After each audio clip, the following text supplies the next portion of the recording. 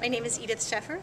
I teach in the history department at Stanford University, and I use Sakai for my lecture class in 20th century German history, kind of a Facebook meets history kind of project where students created their own historical lives on individual wiki pages. So they were assigned identities at random. They were just given one sentence with where and to whom they were born. Someone was the son of a prostitute in Berlin. Someone was the daughter of nobility.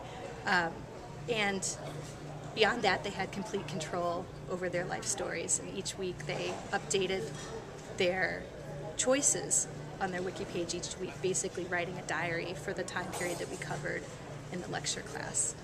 And the project far surpassed anybody's expectations.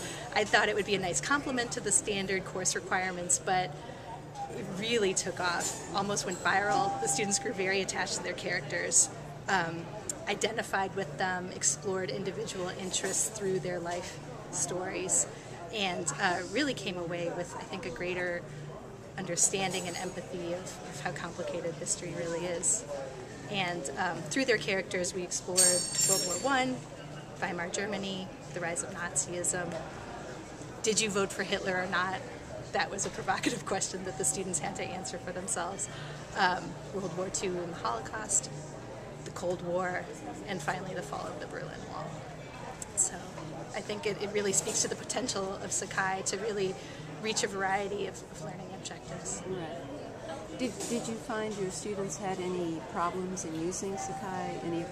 Any tool that was difficult for them?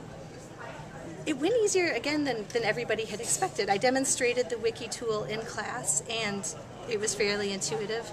And some students were very proficient, but even those who were not were still able to cut and paste their weekly posts onto the wiki tool and have success with it.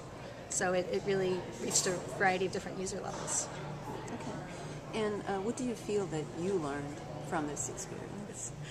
I learned that it doesn't always take much to really change the dynamic of learning in a classroom, and that empowering the students even a little bit can produce dramatic and surprising results, and that experimenting with different methods can sometimes really be very large benefits.